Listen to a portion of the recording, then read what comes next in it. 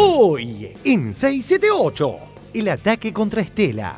Hay una parte en la que vos reivindicás lo que fueron los desaparecidos en términos de militantes, no como seres humanos o como víctimas, que es muy polémico porque está ahí de la reivindicación de la lucha armada. Pero escúchame, Ernesto, ¿cómo vos? Me extraña que me hagas esa pregunta. Nosotros reivindicamos el valor de una lucha que sí la hubo armada, aunque no estamos con la violencia. Yo estoy orgullosa de mi hija que dio la vida y tenía 23 años cuando la mataron. ¿Qué tenemos que dar explicaciones a esta altura de este tipo? Me estás preguntando algo que está fuera de contexto. El interés de Tenenbaum, aunque no es el interés de Tenenbaum, me parece que mañana o pasado va a aparecer una columna de opinión de alguien que no sea Tenenbaum en el Monopolio. En el diario Clarín de hoy, Carlotto reivindicó la lucha armada de los 70. La señora de Carlotto planteó que la lucha armada fue hermosa. Hoy en día plantear que la lucha armada es hermosa, la verdad que sí, es una cosa. Pero no hay que subestimar los efectos de la edad, Mercedes. Es un efecto peligroso. Creo que esto lo tenemos que unir con las denuncias disparatadas de la semana pasada. Todo eso va conformando una caracterización de los jóvenes militantes kirchneristas y a eso apunta. La brutal agresión a una pareja gay. ¿Cómo fue la agresión? No, yo estaba parado así de la mano con él y nos dice, como que no nos vemos la mano, estábamos desubicados por una casa católica. Por agarrarse la mano. ¿Sí? Nos empieza a decir que bueno, que lo estamos ofendiendo a él y a toda la familia de la casa, que por favor no fuéramos. ¿No era el dueño de casa? No.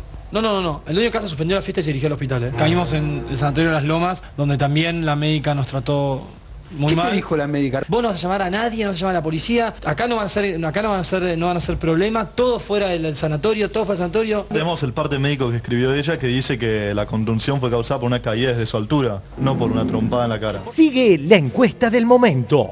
Según la monopólica Ibope, Agrosíntesis, programa que sale a las 6 de la mañana, mide más que 678.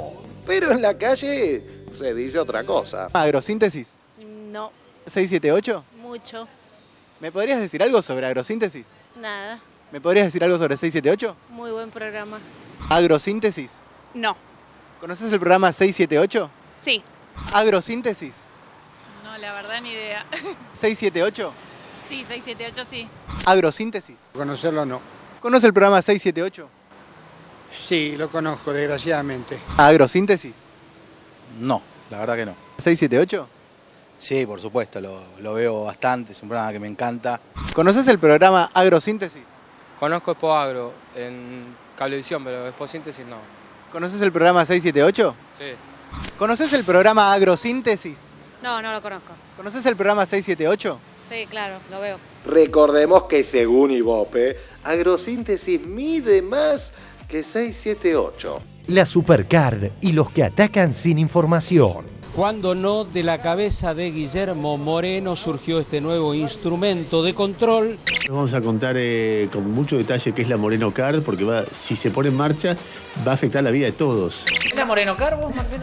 No, la fui a pedir pero no me la dieron. La Supercard, ¿en qué consiste?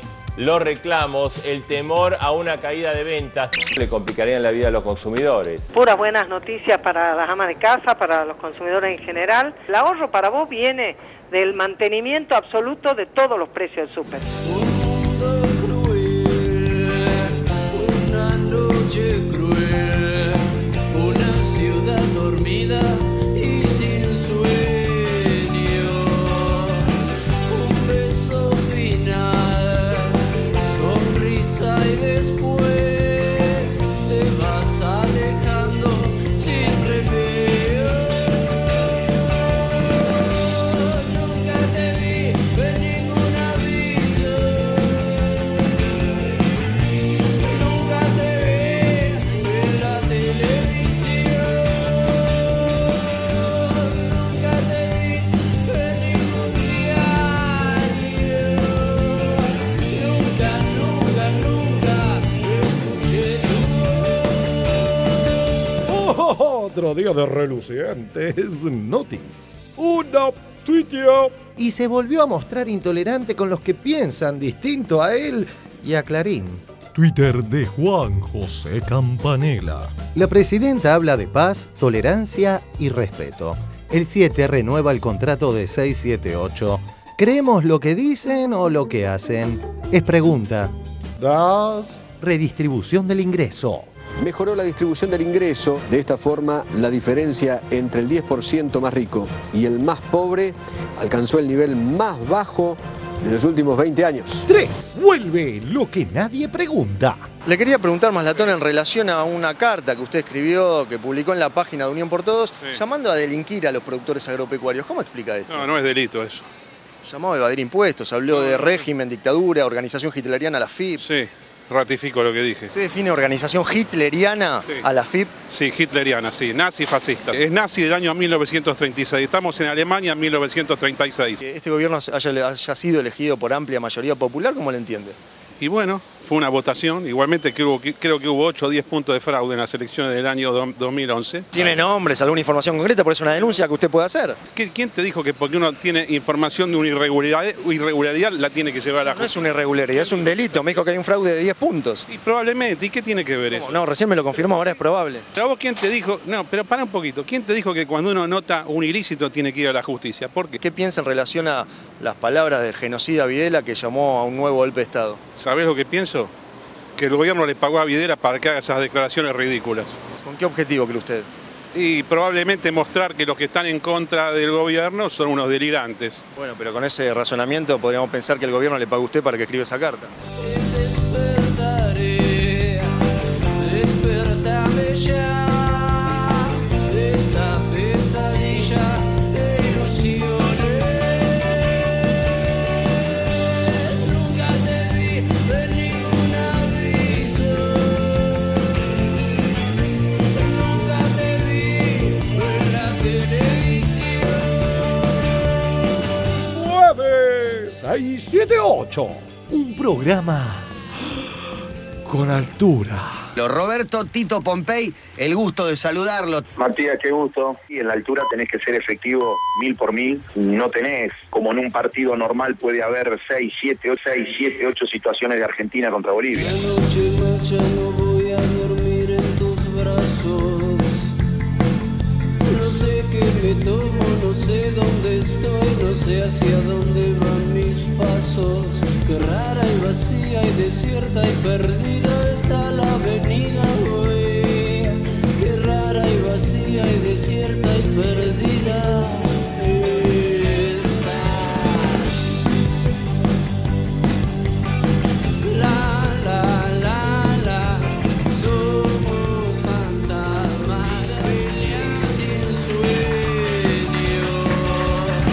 Un beso final. Muy buenas noches, compatriotas de la Patria Grande, bienvenidos a 678, un programa donde decir es hacer. Si me lo permiten, les digo buenas noches a mis compañeros del panel y le doy la bienvenida a nuestros invitados de hoy. Tengo a mi izquierda a Carlos Pisoni, de la agrupación Hijos, esto es, Hijos e Hijas por la Identidad y la Justicia contra el Olvido y el Silencio. Perfecto. Carlos es el hijo de Rolando Pisoni e Isabel Veloquio, que aún continúan desaparecidos. Y tengo a mi derecha, perdón, pero no podía evitarlo, justamente a Pedro Paradiso Sotile, que es secretario y coordinador del área jurídica de la CHA, la Comunidad Homosexual Argentina, una agrupación que ha hecho una gran obra desde el año 84, si no me equivoco, contra la discriminación, algo así como, en estos tiempos que está de moda el latín, el Opus Gay, podríamos decir. Bien. Vamos a ir al primer informe, porque se supone que los derechos humanos no deberían estar teñidos de ningún tipo de partidismo, inclinación, pero ocurre también que no hay que subestimar los efectos de la edad media en la cabeza de algunos conductores. Vamos al informe, por favor. A 37 años del golpe cívico-militar, los medios cómplices del genocidio buscan estigmatizar a los organismos de derechos humanos. Como veíamos durante estos días, los medios cómplices de la dictadura ningunearon el aniversario del golpe de Estado.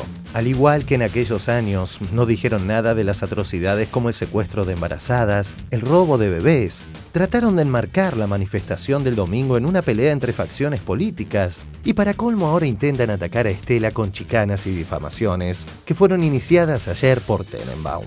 Hay una parte en la que vos reivindicás lo que fueron los desaparecidos en términos de militantes, no como seres humanos o como víctimas, sino decís hay que hablar de las organizaciones en las que pertenecieron, etcétera, etcétera, etcétera, que me parece que es un tema que es muy polémico porque está ahí de la reivindicación de la lucha armada. Pero escúchame, Ernesto, ¿cómo vos? Me extraña que me hagas esa pregunta, porque sos un hombre de cultura, estás metido en los medios.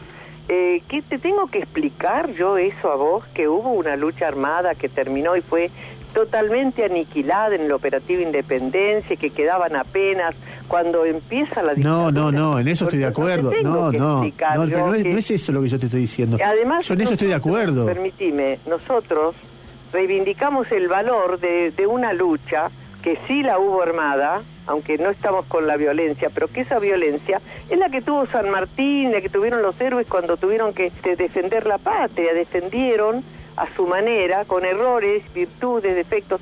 Nosotros no idealizamos. Yo estoy orgullosa de mi hija que dio la vida y tenía 23 años cuando la mataron. ¿Qué tenemos que dar explicaciones a esta altura de este tipo? Me estás preguntando algo que está fuera de contexto. La escucha del discurso de ayer de Estela, de que hace Tenenbaum al hueso al que va en la entrevista, y que creo que la enoja a Estela, ¿no? Porque la conocemos y esa es una voz de Estela irritada. Y me parece que hizo muy bien en irritarse, porque yo creo que el interés de Tenenbaum, que no es el interés de Tenenbaum, me parece que mañana o pasado va a aparecer una columna de opinión de alguien que no sea Tenenbaum en el Monopolio. En el diario Clarín de hoy, Carlotto reivindicó la lucha armada de los 70. Mañana o pasado va a aparecer una columna de opinión de alguien que no sea Tenenbaum en el Monopolio. Carlotto reivindicó la lucha armada de los 70. Lo que hizo la señora Estela de Carlotto es, lisa y llanamente, es reivindicar la subversión, la guerrilla, la lucha armada. Reivindicó la violencia, las matanzas, las bombas, las muertes. Creo que esto lo tenemos que unir con las denuncias también disparatadas de la semana pasada, con esto que salió a hablar Castells, con lo que habló Carrió, con lo que escribió La Nata. Creo que todo eso va conformando una caracterización de los jóvenes militantes kirchneristas y a eso apunta. Y el operador Longobardi, llegando al extremo del ridículo, inventó declaraciones que Estela jamás realizó. El séquito de olfas que rodean al lobista sentía gustoso. La señora de Carlotto planteó que la lucha armada fue hermosa. ¿Cómo? ¿Ah, sí? Dijo que aquello fue hermoso. A mí ya me, ¿sabes qué? ¿Te cansó el que? Sí, es un tema que ya no. Pasaron 37 años. La Argentina está girando hoy en día en torno a un tema que efectivamente puede ser importante, pero que la vida pública del país gire totalmente en torno a esto. Hoy en día plantear que la lucha armada es hermosa, la verdad que es una cosa. Pero no hay que subestimar los efectos de la edad, Mercedes. Es un efecto peligroso. Como siempre, Clarín diseminó su ataque estigmatizante por todos sus medios del país. Prestemos particular atención al título del diario cordobés La Voz del Interior, perteneciente al mismo grupo mediático. La Voz del Interior del Grupo Clarín. Carlotto reivindicó el valor de la lucha armada en los 70. Perdón, a ver, aclaremos algo. El entrecomillado "el valor de la lucha" quiere decir que cita un textual de Estela de Carlotto. Ahora, la palabra armada es un agregado de Clarín para darle otro significado y seguir embistiendo contra Estela. Este domingo, mientras todos los canales transmitían en vivo la palabra de la titular de Abuelas que cuestionaba el rol de los medios en la dictadura, entre ellos Clarín, en TN lo ignoraban. La participación civil en el terrorismo de Estado. Se avanzó en la causa por la apropiación de la empresa Papel Prensa. Los grupos económicos también fueron la dictadura. Mercedes-Benz, Asindar, La Veloz del Norte, Astarza, Fiat, Techín, Macri, La Nación, Clarín.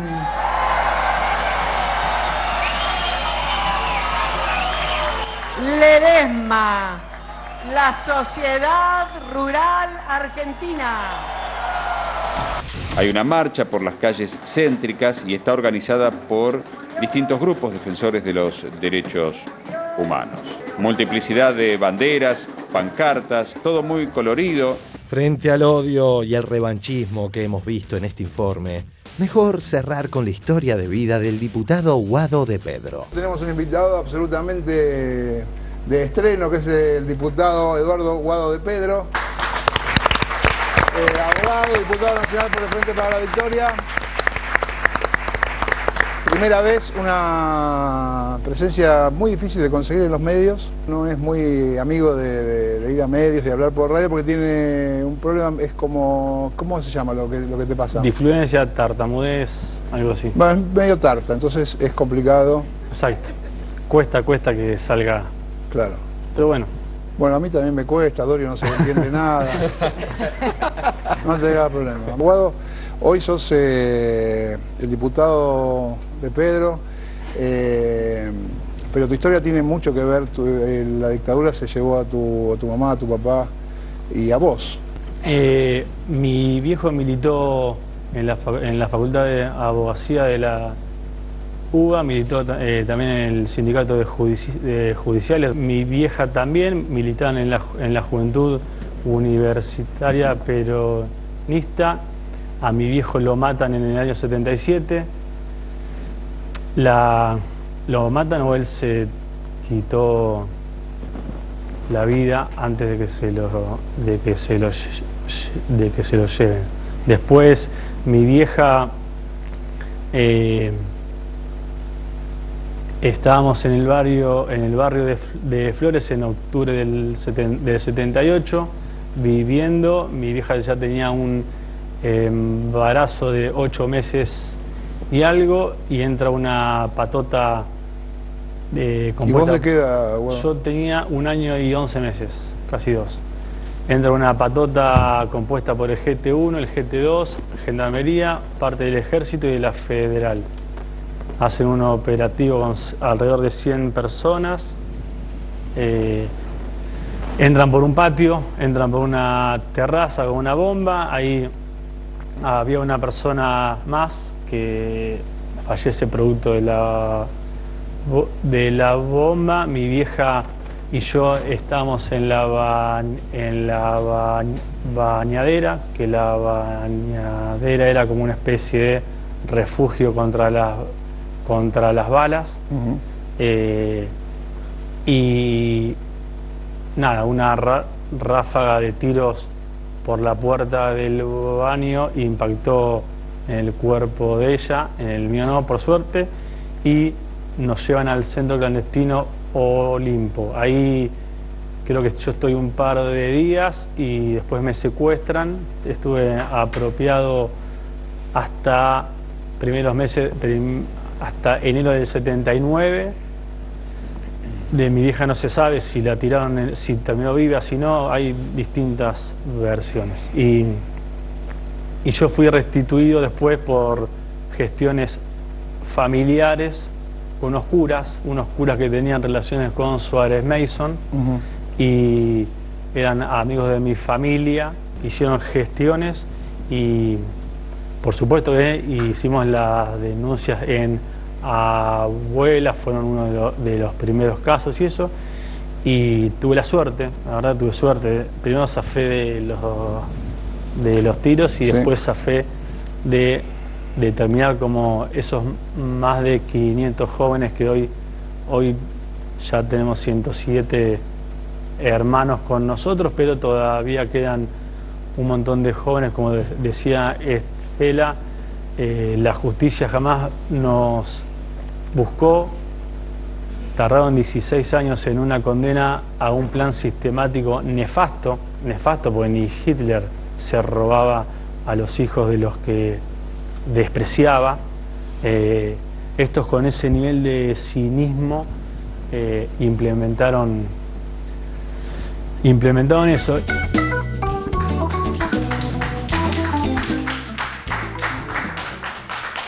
Ese grado de barbarie, esa cosa demencial de la dictadura que estaba contando Guado de Pedro y esa voluntad de restitución de alguna forma de justicia, son las mismas cosas que se estaban marcando en el informe sobre los medios. Gente que desconoce esa barbarie y que además critica a quienes pretenden alguna restitución mínima de humanidad o de justicia. Carlos Pisoni, te pregunto a vos, ¿qué te produce esto? Comparto lo que estás manifestando. Creo que lo que dice Tenenbaum no es lo que dice Tenenbaum, como decía Sandra, es justamente lo que quieren instalar, que es un intento de reconciliación nacional, la famosa teoría de los dos demonios que se aplicó en los años 80 y que hoy está impulsada desde un sector importante de la política y un sector minoritario de la sociedad, que tiene que ver con juzgar y castigar aquellos actos de las organizaciones armadas, que justamente la diferencia es que no son delitos de lesa humanidad porque no se cometieron desde el Estado, ¿no? Entonces, la reapertura de la causa Rucci, por ejemplo, que Moyano, que Venegas, que Macri, que de Narváez y tantos otros impulsan, tiene que ver con este intento de amnistía también para los genocidas, ¿no? Nosotros creemos que llegamos a un momento histórico de la Argentina, que somos vanguardia a nivel mundial en lo que está sucediendo con materia de delitos de lesa humanidad, que llegó para quedarse. No estamos dispuestos a retroceder en lo más mínimo y además creo que algo quedó claro. Este 24 de marzo, como sucede los 24 de marzo y cada vez más, hay más gente que se moviliza a las plazas, no solamente en la Ciudad de Buenos Aires, sino en todo el país, lo que está marcando algo en la sociedad argentina. Está marcando que estos juicios llegaron para quedarse, que los genocidas están bien donde tienen que estar, que es en las cárceles. Y quiero destacar algo también que me parece muy importante. Nosotros este año marchamos con unas remeras que decían memoria, verdad, justicia, pero también abajo decían alegría, ¿no? Y creo que estamos resignificando ese 24 de marzo. Después de tantos años, el 24 de marzo ya no es más esa fecha bajón, esa fecha donde vamos a lagrimear, donde hacemos un acto lacrimógeno, o donde solamente vamos a reclamarle al Estado, a un gobierno algo, sino que justamente se va a convertir en una fecha donde vamos a festejar las conquistas, ¿no? Creo que es muy importante destacar eso porque nosotros perdimos mucho, pasamos momentos muy desagradables, vivimos el terror en carne propia, vivimos el 2001, viendo cómo eran masacrados muchos compañeros, cómo muchos amigos se iban del país, y después retornar o llegar a este momento y ver del 2003 para acá cómo se empiezan a ampliar los derechos, y no solamente los derechos que están relacionados a delitos de lesa humanidad, sino todos los derechos, creo que tiene que ver con un momento que hay que festejar, y por eso este 24 festejamos. Nosotros no entramos a los palazos y a los cacerolazos en la plaza, nosotros entramos cantando, entramos marchando, entramos festejando las victorias conseguidas, y obviamente que estamos contentos de que así sea porque es un momento histórico y nosotros estamos felices cuando el pueblo también está feliz, que en definitiva es el fin por el cual lucharon nuestros viejos y por el cual también nosotros militamos. Ciertamente, Carlos, y digo, uno no puede evitar pensar que, aquellos que no condenan aquellas cosas que pasaron son los mismos que pueden estar criticando este tipo de acciones. Digo, no me termina de cerrar del todo qué pasa con gente que está en contra de los derechos directamente. Digo, hay mucha gente de esa todavía, Pedro, como para pensarlo. Sí, yo creo que por suerte, como decía Carlos, estamos viviendo momentos históricos y momentos de inclusión, de promoción de derechos humanos como nunca antes, que es una construcción colectiva, que es una construcción de compromiso también político, y sin lugar a dudas, esto que comparto totalmente lo que decía Carlos en relación de la manera de salir, ¿no? Hay muchos y muchas que incluso, claro, no soportan quizás que festejemos, ¿no? Porque hay un cambio de paradigma en muchas cosas, ¿no? La verdad que como representante de la CHA, de la Comunidad Homosexual Argentina, y también como defensor de derechos humanos, lo primero que siento frente a los ataques, por ejemplo, a Estela de Carlotto, es un dolor profundo, ¿no? Y me avergüenza porque creo que hay que tener mucho más pudor, ¿no? En relación a un tema tan importante y en relación también a un momento que históricamente ha cambiado y está cambiando la vida de muchas y muchos que justamente históricamente, también vuelvo a repetir, han sido excluidos, marginados. Hay todavía muchos que quieren tener ese poder hegemónico y ese poder de decisión de quién tiene derechos y quién no, pero creo que, como muy bien decía Carlos nuevamente, es un camino no tiene retorno, ¿no? Hay un dato más, y es que desde las personas que sufrieron en carne propia esa barbarie, esa locura, digo, no hay una actitud de venganza. Nora Beiras, ¿cómo se lee también esto, no? Bueno, creo que yo coincido con lo que decía Sandra. Me parece que hay todo un operativo que en rigor apunta a ensuciar, a manchar, a generar sospechas sobre la renovada participación de los jóvenes en la política. Y me parece que ese intento de equiparar épocas históricas que no son asimilables desde ningún punto de vista, es imposible extrapolar la realidad de los 70 a la realidad del 2011. Creo que juegan con los fantasmas de ese pasado, y me parece que lo que es realmente avieso es, creo que el tema de la discusión sobre lo que significó la lucha armada en la Argentina es una discusión válida, pero no es Estela de Carlotto el interlocutor para plantear eso. Me parece en este contexto, además, y con lo que está en juego en todo esto, creo que este 24 de marzo mostró que hay algunos personajes que no tienen límites en el intento de resignificar, creo que su propia historia, y a partir de eso tratar de ensuciar la lucha ejemplificadora de mujeres como las abuelas de Plaza de Mayo. Y a partir de ahí se montan los que siempre dijeron lo mismo, porque en esto hay uno que cambió, hay otros que siempre dijeron lo mismo. Y esos otros que dijeron lo mismo se sienten reivindicados y legitimados por estos que parecían decir otra cosa. Y ahí me parece que es ese juego perverso, y es lo que nos duele a algunos que creíamos que conocíamos a algunos de esos interlocutores, ¿no? Digamos que además esta estigmatización de los organismos de derechos humanos tiene su genealogía aquí en la patria, tiene sus antecedentes, tiene su propia historia, y hay también diálogos que son emblemáticos. Mirta, Eve, es uno de ellos. Vamos al informe. La estigmatización a los organismos de derechos humanos y un claro antecedente. No es algo novedoso que los sectores que apoyaron la dictadura estigmaticen a los organismos de derechos humanos. Un excelente ejemplo de esto fue esta entrevista de Mirta Legrand a las madres en 1992. Vamos a recibir ahora a las señoras Eve de Bonafini, María del Rosario de Cerruti, Edel Petrini, presidenta e integrantes de Madres de Plaza de Mayo. Bueno, les agradezco muchísimo que hayan venido, muchísimo. Sé que prefirieron estar acá en el living, nosotros les respetamos sus deseos. Y bueno, quiero que nos cuenten. ¿Y qué le diría usted, por ejemplo, al presidente Menem si lo tuviera delante, señora Eve de Bonafini? Yo le diría al presidente Menem que en vez de hablar tan mal de las madres de Plaza de Mayo cuando va por el mundo, nosotras no cargamos con los muertos, nuestros hijos no son una carga, son un orgullo para nosotros. Nosotros no estamos ancladas en el pasado, al contrario, porque queremos un presente y un futuro para nuestro pueblo mejor, es que estamos en esta lucha. Él vuelve al país al pasado, lo está haciendo atrasar 50 años. Nosotras estamos luchando por la educación pública y gratuita para que todos puedan ir a la escuela. Estamos luchando para que todos tengan trabajo. Todo eso nos preocupa, porque es todo lo que nuestros hijos querían, es la lucha por la cual ellos dieron la vida. Entonces nosotros acompañamos la lucha por saber qué pasó con ellos, dónde están. Pero fíjese, señora, que de algún modo todo esto son las premisas de la Unión Soviética, no dieron resultado. ¿Qué premisas? Y todas estas del pueblo, de la lucha, de una igualdad de clases, del pueblo, de la lucha, de una igualdad de clases, y sin embargo se fueron empobreciendo. Y bueno, les advierto que yo soy una mujer democrática, que lo único que me gusta es la democracia. No, yo quiero hablar un poquito de la Unión Soviética, porque ya que usted la nombró, yo quiero explicarle a algunas personas, porque justamente muchas veces nos acusan a las madres de ser comunistas por querer que todos tengan lo que le corresponde, porque todos tengan trabajo. Y justamente la Unión Soviética fue la única que nos votó en contra cuando estábamos en Naciones Unidas pidiendo que vengan a investigar a Videla. Lo que pasa es que la gente escucha lo que quiere escuchar, siente lo que quiere sentir y dice lo que tiene ganas de decir. ¿Qué eso? ¿Tienen una tendencia ustedes? Bueno, nosotros tenemos la tendencia de esto que estábamos diciendo antes, una tendencia supuestamente de izquierda, porque claramente la derecha no quiere la igualdad, la derecha quiere todo para él. No me importa que me marquen si soy comunista, si soy socialista, si soy algunista.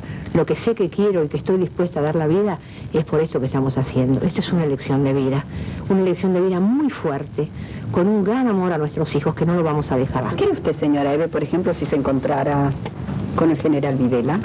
Bueno, yo tengo mucha repugnancia por ellos. Yo no le haría nada, absolutamente nada, porque no quiero ensuciar mis manos. Las madres no queremos una venganza personal, queremos que la justicia alguna vez actúe, que vayan a la prisión como corresponde, que paguen sus crímenes, que son muchísimos, y que toda la gente sepa que todas las Fuerzas Armadas son responsables. ¿Qué debiera ocurrir para que ustedes tuvieran un poquito de paz? La justicia total. Que la justicia actúe, que vayan a la prisión. Los asesinos en la prisión, pero en la prisión. Les quiero decir algo más. Yo hace algunos años no sé si las hubiera recibido. Sí, lo sabemos, lo discutimos mucho para venir. Por eso me gusta muchísimo que hoy estén. No fue fácil venir. Lo discutimos mucho para poder venir. Justamente por esa posición. Nosotros no sabíamos si podíamos venir hoy. ¿Por qué? Y por las cosas, por lo mismo que usted señaló. No, porque uno va cambiando con los años. Eso. Y uno de pronto está mal informado o bueno, tiene ciertas formas de pensar que no coinciden con otras personas. Pero yo, y con los ojos brillantes, les digo que me felicito de haberlas traído hoy acá. Gracias. Adiós, señora Eve.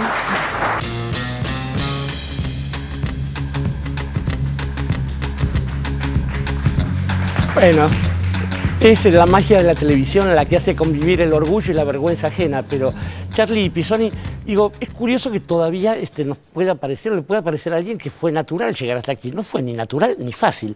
1992 era esto. Hijos nacen en el 95 aproximadamente. Digo, contanos un poco cómo se ve desde esa perspectiva. Hoy estamos cumpliendo este año 18 años, estamos siendo mayores de edad y la verdad es que es un largo camino recorrido. Sobre todo si pensamos en lo que era militar en los años 90, lo difícil que era. Nosotros nos perseguían, los mismos genocidas que seguían estando libres, seguían estando las mismas fuerzas de seguridad, nos perseguían, nos reprimían en las manifestaciones, los scratches que hacíamos. Y siempre entendimos que el camino no era la salida individual, como bien lo explicó Eve también, sino era la salida colectiva. Creo que eso fue una de las grandes virtudes que tuvo nuestra agrupación para poder comprender este largo camino de lucha. Y quiero rescatar también lo que mencionaba Eve en cuanto a la lucha de las madres, que es también la lucha de los hijos. Nosotros reivindicamos la lucha de nuestros padres, estamos orgullosos de su lucha y entendemos que nuestra lucha no es solamente por un reclamo sectorial. Nosotros no estamos contentos o alegres solamente porque Videla está en una prisión común o porque Astiz nos está mirando desde Marcos Paz. Nosotros estamos alegres y felices porque hoy un pibe nace con una asignación universal por hijo, porque hay un plan nacional de viviendas, porque hay 5 millones de puestos de trabajo creados. Estamos muy felices también porque hay un juicio que se desarrolla hoy en la actualidad que es casi igual al juicio por delito de humanidad en la importancia que tiene, que es el juicio de Mariano Ferreira. Hoy el juicio de Mariano Ferreira es emblemático para el país, porque están sentados en el banquillo los acusados, quienes apretaron el gatillo y quienes lo instigaron, ¿no?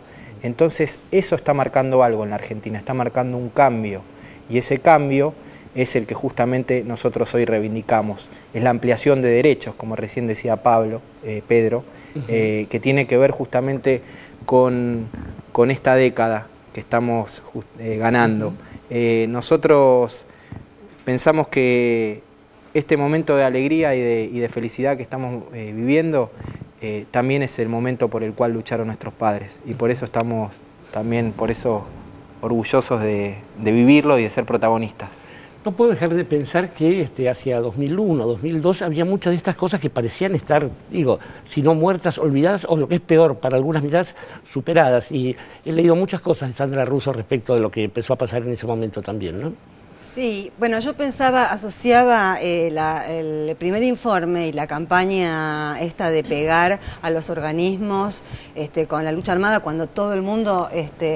y digamos, lo digo desde el más llano sentido común, todos sabemos que lo que los militantes defienden el Estado de Derecho, que es constitutivo a este tipo de militancia, la militancia de época, la defensa del Estado de Derecho.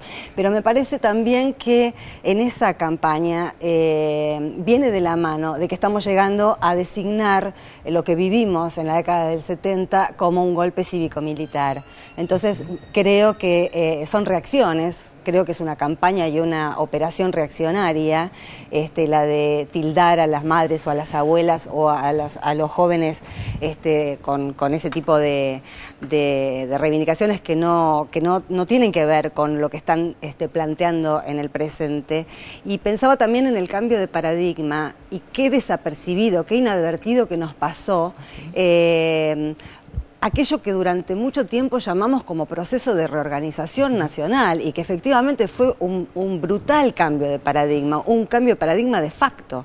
Nosotros lo que estamos protagonizando colectivamente desde hace unos años es un cambio de paradigma en democracia, con ampliación de derechos, con un país que es cada vez más inclusivo y donde todo el mundo tiene derecho a decir lo que quiere, incluso de mentir, sin otro castigo más que se les conteste, digamos. Pero lo que pasó en aquella década fue efectivamente un cambio de valores y de facto que perduró durante toda la década del 90 porque se trató del mismo modelo económico. En términos de ideas, Dante Palma, digo, ¿qué es lo que se lee allí? Y hay algunas de esas ideas que además persisten en este momento, ¿no?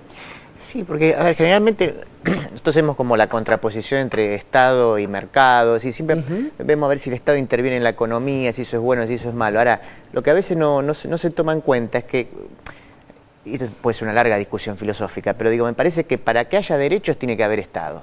O sea, no existe la idea de derechos previos al Estado, prejurídicos, etcétera. Entonces, si hablamos de justicia, si hablamos de derechos de una comunidad en particular, etcétera, necesitamos el Estado. Y por eso también en 2001, con un Estado devastado, con un Estado empequeñecido, esos derechos no aparecían. Ahora, claro, tiene que haber una decisión política justamente para recuperar ese Estado y en función de eso otorgar esos derechos que ahí aparecen. Y si hay algo respecto a lo que dice Dante que conecta una cosa con la otra, es justamente la brutal agresión a una pareja gay. Este es el informe.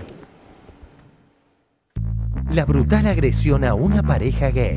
Fiesta privada durante el fin de semana, van una pareja de chicos, Pedro y Agustín, como hacen las parejas cuando hay una manifestación de afecto, se agarran de la mano. Se acercó un grupo de las personas que estaban en esa fiesta y lo agredieron. Uno de ellos, Pedro Robledo, terminó en el hospital. Aquí en la Argentina, donde se han dado pasos gigantescos en la aceptación, en la tolerancia, en la naturalidad con la que las elecciones sexuales son admitidas y respetadas, hay una golpiza y lo peor, el nombre del Papa. Recordemos que el dicho es el siguiente, a ver si alguno de los dos me lo confirma. El Papa es argento, no puede haber putos argentinos. El Papa es argentino. ¿Quién fue el que les dijo eso? Ese fue, yo puedo recordar, fue el chico Juan Ignacio. ¿Y cómo fue la agresión? Yo estaba parado así de la mano con él y nos dice, como que no nos demos la mano, estábamos desubicados por una casa católica. Por agarrarse la mano. ¿Sí? Nos empieza a decir que bueno, que lo estamos ofendiendo a él y a toda la familia de la casa, que por favor no fuéramos. ¿No era el dueño de casa? No. El dueño de casa suspendió la fiesta y se dirigió al hospital. Caímos en el sanatorio de Las Lomas, donde también la médica nos trató muy mal. ¿Qué te dijo la médica? Vos no vas a llamar a nadie, no vas a llamar a la policía, acá no van a ser problemas, todo fuera del sanatorio, todo fuera del sanatorio. Lo mejor sería que la policía venga ahora para ponerme a hacer la revisación médica por de parte de la policía, que tiene más valor que el privado ahora.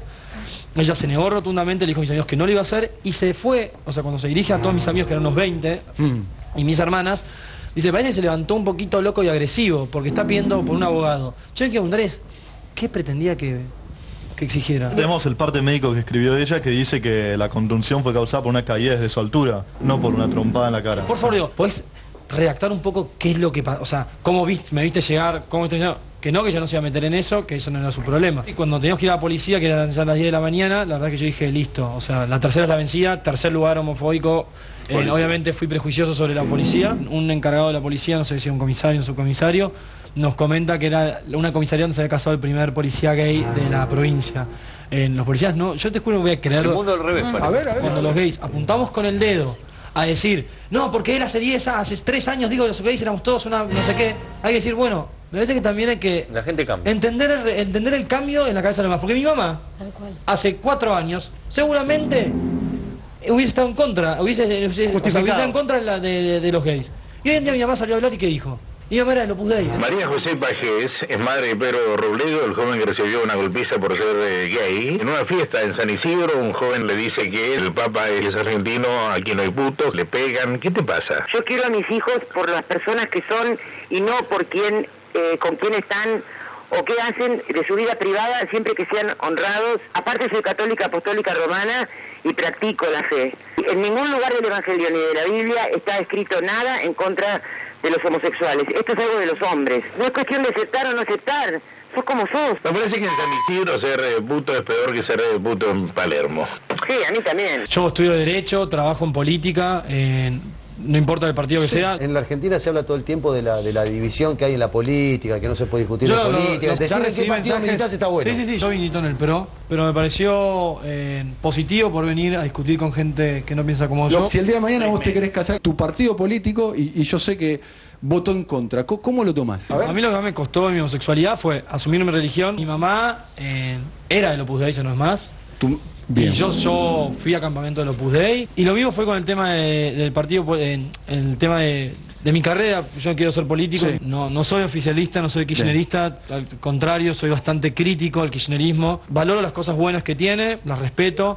¿El matrimonio igualitario? No, la propaganda de Cristina en las elecciones, cuando ella da ese discurso al otro día de la ley, me emocionó, como cualquier otro homosexual, y las cosas buenas las rescato. ¿Y que tu partido haya votado en contra? No, pero qué más lindo me parece que estar en un partido político donde no todos piensan igual y poder cambiar cabezas. Bueno, todos piensan igual en el tuyo, piensan en contra. Entrevista a Mauricio Macri, periodista. ¿Aceptaría a jugadores gay en el equipo? Macri. No se me ha presentado la situación. Es una situación complicada. Es una enfermedad. No es una persona 100% sana. ¿Realmente cree que es una enfermedad? Sí, por supuesto. Es una desviación. ¿Usted festejaría que su hijo fuera homosexual? Por favor. El mundo nos ha hecho para que nos juntemos con una mujer. ¿Por qué nos vamos a juntar con un hombre? Está bien que es más cómodo. Se puede ir a jugar al tenis y después se puede ir a... todo con el mismo tipo. Pero por favor. Bueno, todos piensan igual en el tuyo, piensan en contra. Si no irían tanto a psicólogos, psiquiatras y cosas que van mucho lo de ustedes para poder dar el paso de contarle al papá, yo soy gay, sentate, no papá me duele, y se levantan. Yo soy gay, sentate, no papá me duele, y se levantan. No al matrimonio gay, lo primero es la familia. Con esta ley se destruye la sociedad. Gracias, hijito. Bueno, todos piensan igual en el tuyo, piensan en contra. No comparto porque yo tengo otra visión del tema, no la equiparación de la pareja homosexual a la pareja heterosexual, porque creo que son cosas distintas. Y esto no va en desmedro de la pareja homosexual, son cosas distintas. Nos conducen personas distintas. Gabriela Michetti, quien conduce el PRO, a mí me dijo que si ella nos diera hijos, nos daría los que nadie quiere, o sea, los inelegibles. Diario La Nación entrevista a Gabriela Michetti. Si viene Alex Freire y te dice, Gabriela, con mi pareja queremos adoptar. Michetti. Es un tema que me inquieta y no lo tengo definido. Si me pones en la situación de un niño que esté en condiciones de abandono y en situación de una vida que va a ser muy dolorosa y muy triste y nadie lo quiere adoptar, pero hay una pareja de homosexuales que lo quiere adoptar, y bueno, que lo adopte. Hay que pensar en la discriminación que puede sufrir un chico. Gabriela Michetti a mí me dijo, si ella nos diera hijos, nos daría los que nadie quiere, o sea, los inelegibles. Mauricio Macri nos llamó, nos recibió. A las 9 de la noche me llamó el secretario de Derechos Humanos de la Nación, de parte de la presidenta. Martín Fresneda. Martín Fresneda, diciéndome que la presidenta se había enterado, que la presidenta había pedido que por favor esto se llegue hasta las consecuencias que tengan que llegar. Nuestra sociedad todavía tiene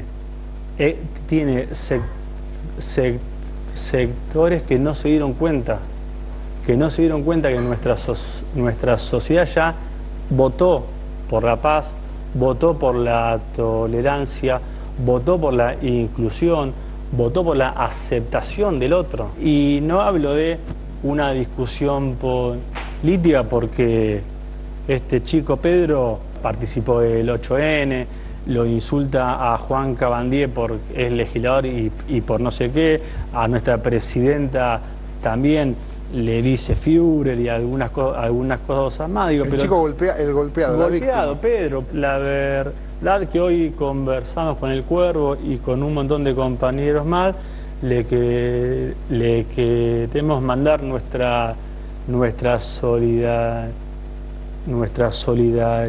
y nada, y reflexionar sobre estos pequeños sectores de la sociedad que no se dan cuenta que ya hay un nivel de aceptación de un montón de cosas que ya no se puede volver atrás, ¿no?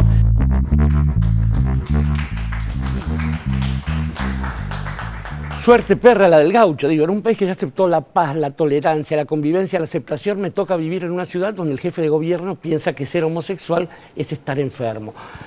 A ver, Pedro Paradiso Sotile, usted que es un representante institucional de esa enfermedad, de la comunidad homosexual argentina, pero en serio, ¿cómo se convive con esto? Bueno, es muy difícil, por supuesto, el repudio desde la CHA a estas agresiones, pero también un llamado a la reflexión de por qué pasan estas cuestiones, ¿no? O sea, creo que es muy importante tener en cuenta, que esto es una muestra más de las tantas que hay en nuestro país, de algunos personajes que fomentan y promueven la homofobia, la lesbofobia, la transfobia, que promueven el fundamentalismo religioso. Acá tenemos quizás la conjunción del fundamentalismo religioso con el político, ¿no?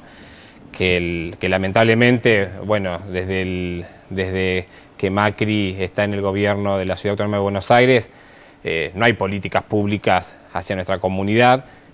La ciudad está perdiendo un momento, y también la comunidad está perdiendo un momento histórico, ¿no? En este sentido. Perdón, te interrumpo, me permito hacer de Mirta por un momento, diciendo, ¿vos sos creyente, sos cristiano? Sí, soy creyente. ¿Católico? No, católico no, pero soy creyente. Digo, porque también ahí aparece lo del catolicismo especialmente, pero digo, es el dato religioso el que aparece como un límite frente a la homosexualidad, ¿no? Hasta la señora de Opus se dio cuenta después. Pero... Exacto, sí, y bueno, lo que pasa es que hay un discurso, y bueno, en la misma cuestión, ¿no? En la discusión cuando se hablaba, en el insulto decía, bueno, no puede haber putos argentinos con un papa argentino.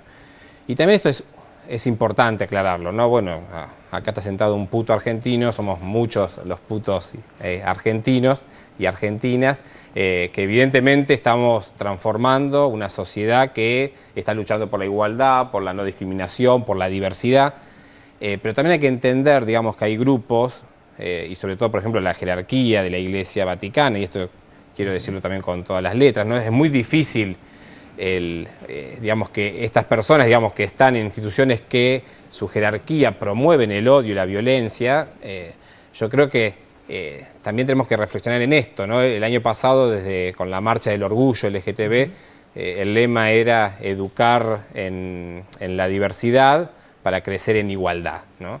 Y lamentablemente el discurso religioso, históricamente, incluso del actual Papa Francisco I, ha sido justamente el llamado, por ejemplo, a una guerra delirante contra Dios. Hablamos de mensajes, y bueno, históricamente en nuestro país hemos tenido, desde la CHA hemos hecho, varias denuncias a Quarrachino, a Rubén Di Monte, que decía que éramos dignos de muerte.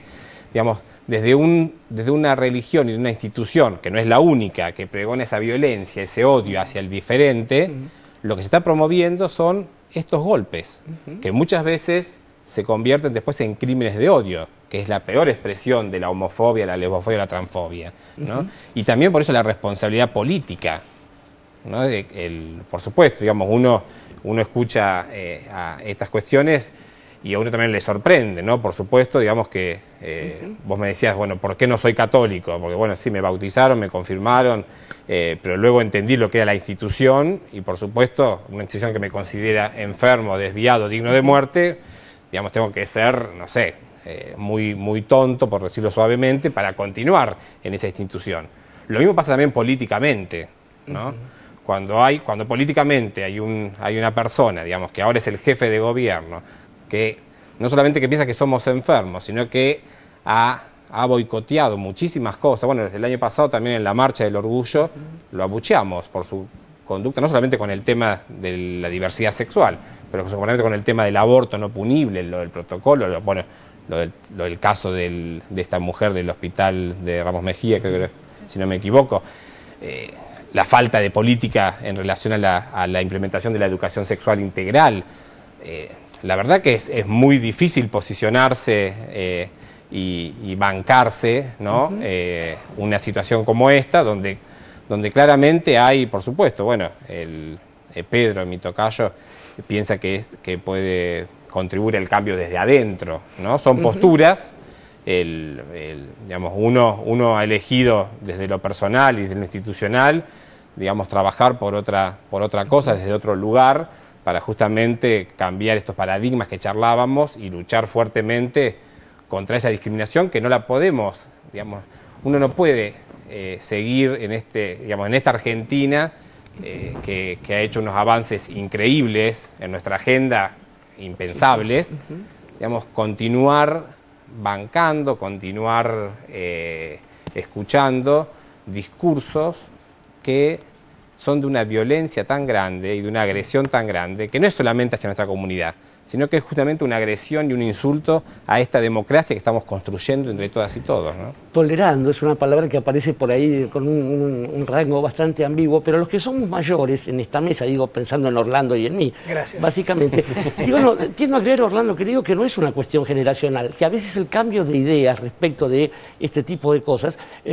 puede ser potable para una persona que viene de una educación distinta, que a veces son más reluctantes los jóvenes, no sé cómo lo ves vos. No, es interesante porque hoy vos planteaste una pregunta diciendo cómo puede ser, o algo parecido, que alguien esté en contra de los derechos humanos, que no se plantee que es un derecho adquirido e instalado. Y yo me preguntaba mientras conversábamos, preguntaba si alguien puede juzgar a otra persona por una condición sexual. Me preguntaba si ese juicio de valor, el que emite Macri, que tengan cuidado porque eso que Macri dice ahí en el diario o en la revista, en realidad es una lógica mediocre. Está hecho explícito. Él está diciendo todo lo que él supone que una sobremesa anclada en esos prejuicios. Vos dijiste que los mayores pueden estar o no estar en estas circunstancias. Y es cierto eso. Es cierto eso. Yo no puedo hablar de mí en este caso porque a nadie le importa, pero lo cierto es que al comienzo de mi juventud o de mi infancia, yo me daba cuenta que había núcleos sociales que tenían un gran rechazo y había lugares, obviamente que la cultura influye mucho en la posición que tenés. Yo creo que esas dos preguntas, ¿puede haber alguien en contra de los derechos humanos? ¿Puede haber alguien en contra de la aceptación, de la comprensión, me gusta más la palabra, de la naturalidad de la condición humana, cualquiera sea su expresión sexual? No. Sin embargo, y la pregunta que uno debería hacerse, ¿por qué algunos periodistas notables, premiados no solo por sus grandes salarios, sino por el éxito y por la sociedad con sus audiencias, sostienen esas cosas en contra de los derechos humanos y en contra de la amplitud de derechos sexuales o sociales? Entonces me pregunto, ¿de dónde salieron esos periodistas? ¿Qué les pasa? Y la otra pregunta que nace con esto es, si uno cuando tiene una posición dirigencial, cualquiera de los invitados la tiene, el panel cada uno en su papel lo tiene también, no tenemos una obligación de sensatez frente a determinadas cosas. Nosotros no podemos cambiar la ley de gravedad, aunque estemos en contra. Y esta es como una ley de gravedad.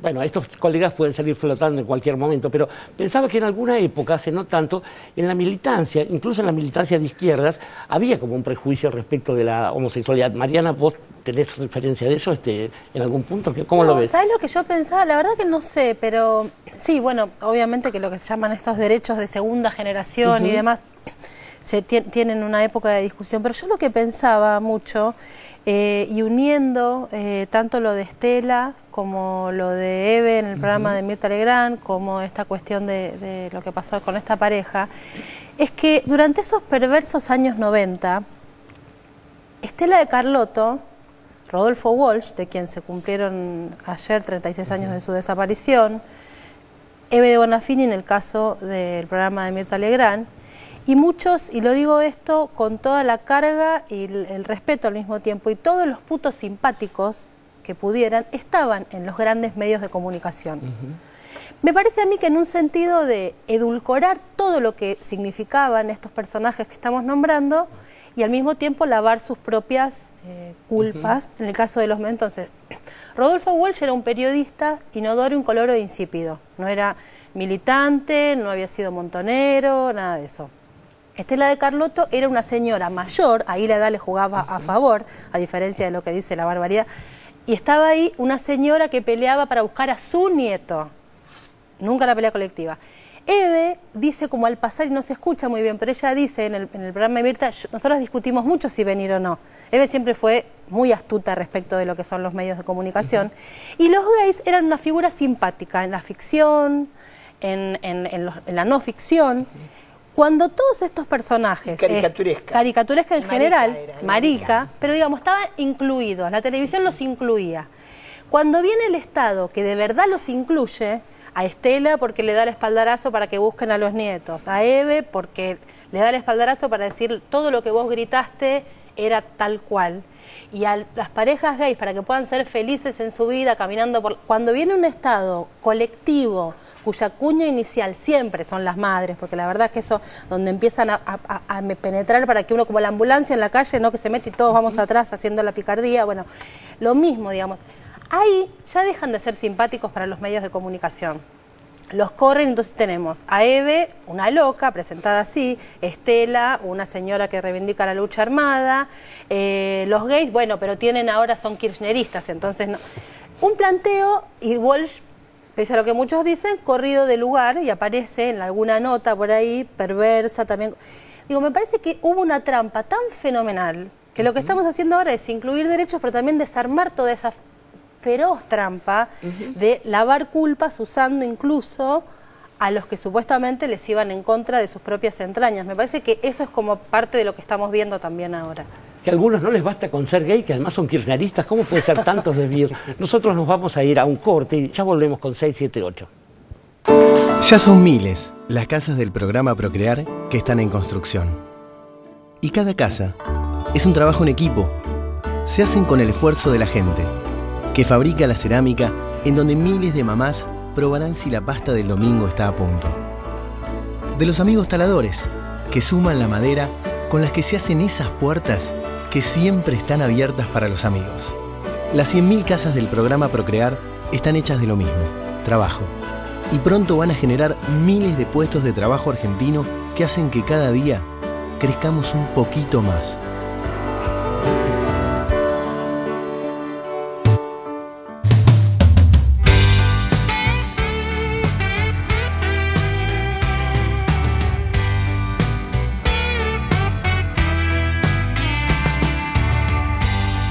Sueños en mis labios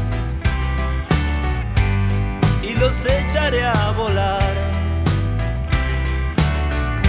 como el sol en tus mejillas, yo lo echaré a volar.